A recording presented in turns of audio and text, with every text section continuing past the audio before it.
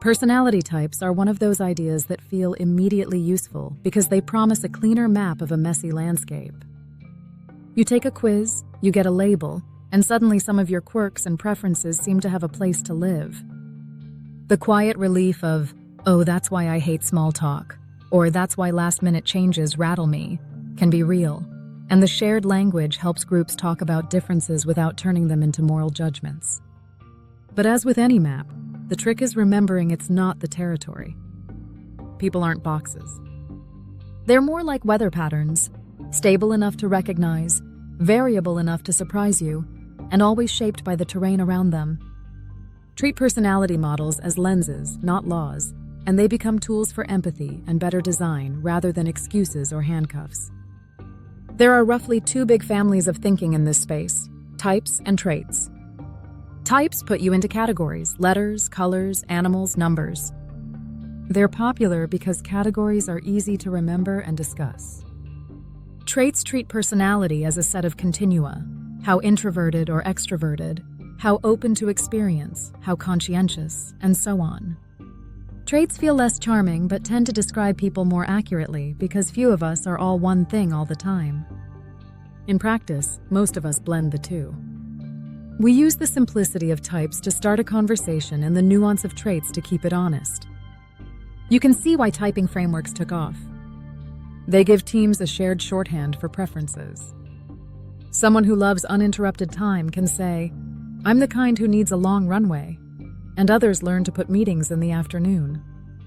Someone who thinks out loud can say, "I process by talking," and people stop mistaking brainstorming for decisions. Even the debate about whether you're more intuitive than analytical can be helpful because it forces you to ask, how do I make sense of things, and what do I miss? The right spirit here is playful seriousness. The model isn't sacred, the relationship is. If the label helps you be kinder to each other and design work that fits, it's doing its job. Underneath the labels is a simple idea. People differ in relatively stable tendencies: what gives them energy, how they like to make decisions, how they handle uncertainty, what they notice first, how they respond to stress. Introversion and extroversion is the one most people know, and it's often misunderstood. Extroversion isn't likes people, and introversion isn't shy. It's more about where your energy refills. Some people charge up in a buzzing room, others recover in quiet. That has real implications. If your week is a wall of group calls and you need decompression to think, you'll produce worse work and feel fried. If your week is a desert of solo tasks and you need verbal exchange to spark ideas, you'll feel stuck. Designing your rhythm around your energy patterns isn't indulgent, it's practical. Other tendencies matter just as much. Openness speaks to curiosity and comfort with novelty. Some folks love exploring new cuisines, technologies, and ideas. Others prefer depth and tradition and will stick with a craft until they master it. Conscientiousness has to do with planning, reliability, and self-discipline. High conscientious people make lists, meet deadlines, and tidy their inboxes. Low conscientious folks might feel constrained by structure and thrive in fluid environments where improvisation is a feature, not a bug. Agreeableness captures warmth, empathy, and the desire to keep harmony. High agreeableness can make teams feel safe and connected. Too much can make hard conversations drift. Emotional stability, or its flip side, sensitivity to stress, shapes how intensely you feel and how quickly you react. People high in sensitivity are often tuned to subtle signals others miss.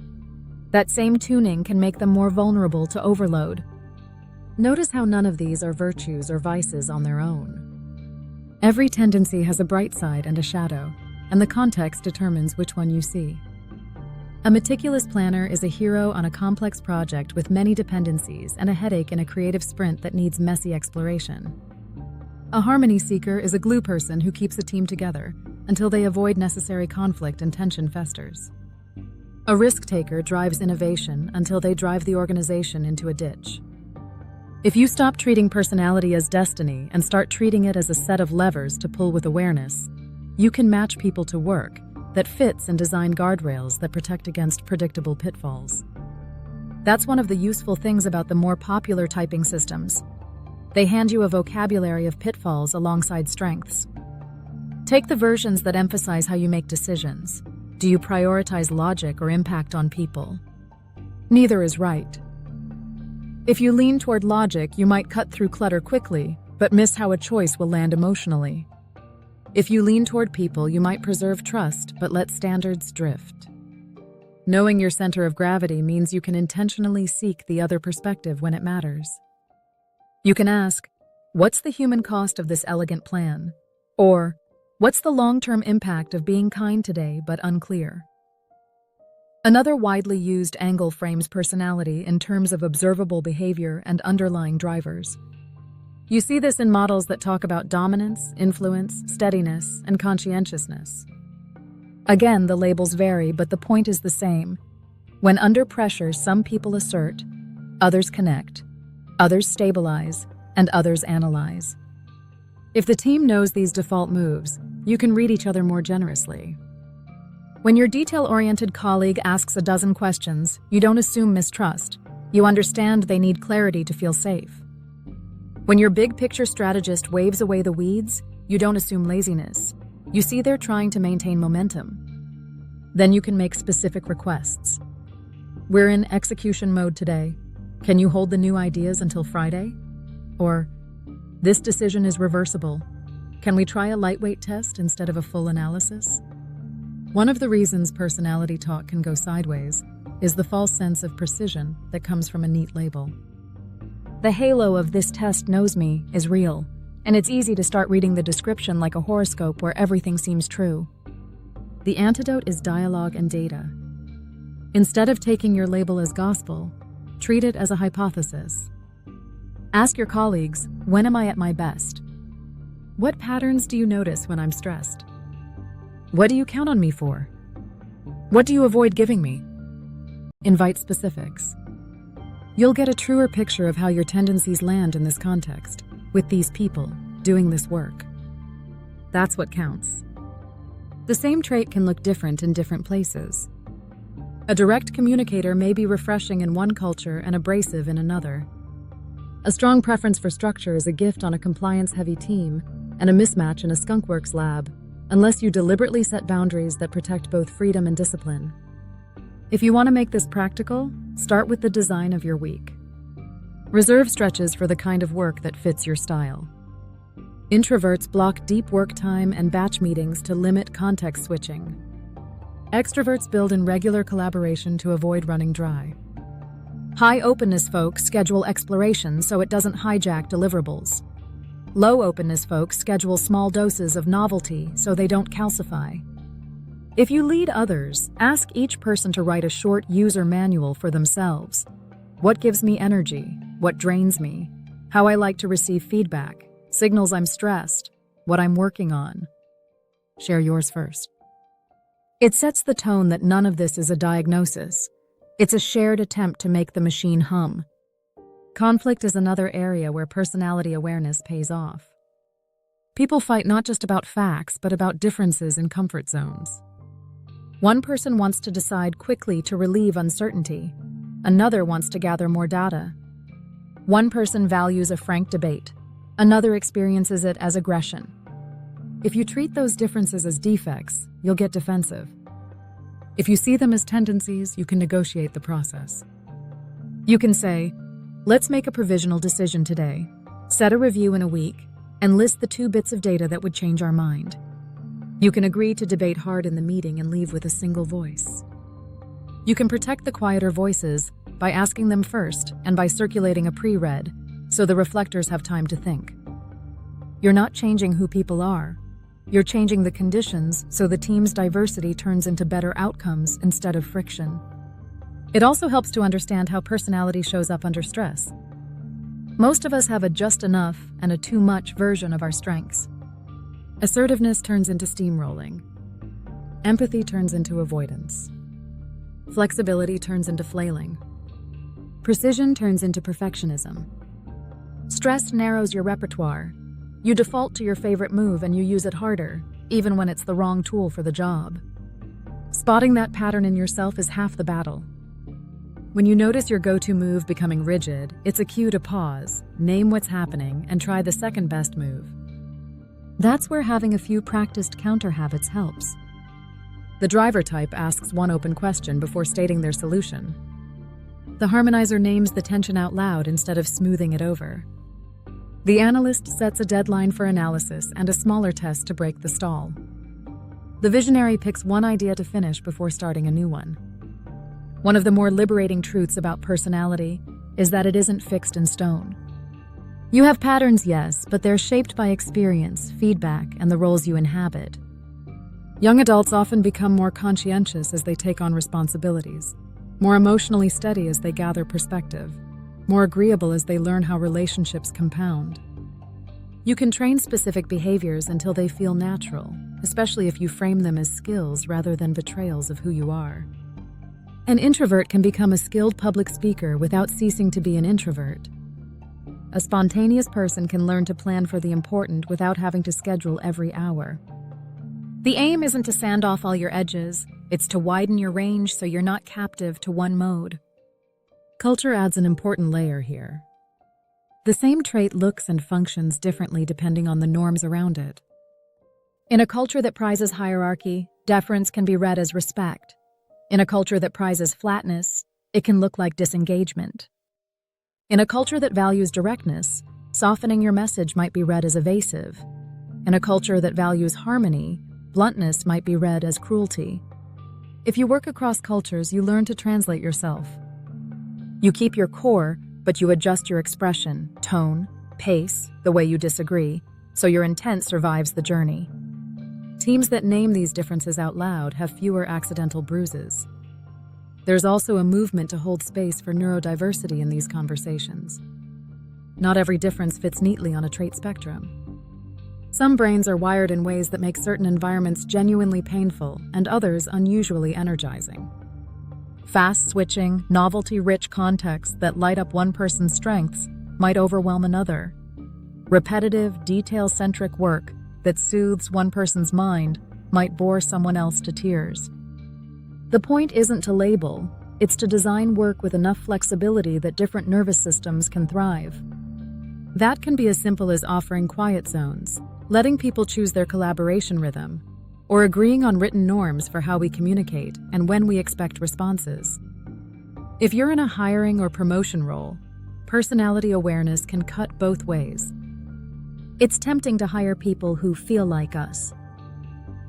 That usually means similar personalities, which makes the team feel comfortable, but often less capable. A room full of fast-talking idea generators can create a lot of motion and very little finish. A room full of careful, conflict-averse harmonizers can move together in the wrong direction for too long. Ask what the work needs and where your gaps are. If your product team is bold and erratic, hire someone who loves execution and take the time to value what they bring. If your operations team is steady and precise but slow to adapt, hire someone who challenges assumptions and protect them long enough to change the pattern. Then tune the environment so they don't get rejected by the organizational immune system. Feedback is where personality intelligence becomes everyday practice. Some people need direct, timely notes. They'd rather hear the uncomfortable truth than stew in ambiguity. Others benefit from a bit of framing and time to process. Some crave frequent microfeedback because it tells them they're on track. Others find that level of attention distracting and would rather have a weekly check-in. You don't have to reinvent your style for every person, but you can adapt the delivery without compromising the message. Saying, "I tend to be very direct. How do you prefer to receive feedback?" is a small act that saves you from misunderstandings later. For personal growth, the most helpful move is to pick one or two edges at a time. If you're highly agreeable and avoid hard calls, practice saying no cleanly once a day and notice you survive. If you're a decisive driver, build the habit of asking 2 genuine questions before offering your opinion. If you're low in conscientiousness and your spontaneity is causing chaos, adopt a 2-list system: must do today and could do soon. If you're high in openness and spread yourself thin, force ranking your commitments each week teaches you that focus isn't betrayal. It's the price of real progress. The change will feel awkward at first because it's not your default. That's normal. You're building a second language. Over time, you'll code switch when the situation calls for it. There's a quieter layer to personality that often gets overlooked: the stories you tell about yourself. I'm just not a people person. I always procrastinate. I'm the fixer. These scripts organize your attention and predictions, and you live into them. The danger is when a story becomes a prison instead of a guide. You can keep the helpful parts and edit the rest. I get energy from solitude, so I'll plan recovery after social days. I tend to delay when a task feels fuzzy, so I'll clarify the first small step. I love to help, and I'll also let others own their problems when stepping in would rob them of growth. You're not denying your tendencies, you're shaping them. If you're tempted to go deep on a particular model, remember the spirit matters more than the brand. The best use of any system is to foster humility and curiosity. You get a new language to ask better questions. What does this person need to do their best work? What situations bring out my worst? Where do my strengths become weaknesses when I lean too hard? How can we build a team with complementary tendencies so we cover the bases? How can we design our rules and rituals, meetings, decision-making, communication, so that different types can contribute without contorting themselves? The more you live with these questions, the less interested you become in proving your type, and the more interested you become in expanding your range. You realize you're not trying to be someone else. You're learning more ways to be yourself on purpose. You start noticing that the people who frustrate you are often carrying the strengths you lack, and instead of trying to change them, you build a bridge. You see that your default isn't wrong, it's just not sufficient for every situation. And you see that personality talk goes best when it leads to practical acts of design, how we structure work, how we talk, how we time decisions, rather than to tidy labels pinned on messy humans. In the end, personality types are a shared attempt to make sense of differences we all feel. They can become caricatures or catalysts. If you hold them lightly, use them to spark better conversations, and let your experience of each other override the chart when it conflicts, they'll serve you well. You'll waste less energy on misunderstandings, you'll give people work that fits, and you'll build a rhythm that respects how different minds find their stride. That's all a map is for anyway, to get you moving in the right direction, together, while leaving room for what the real landscape reveals as you walk.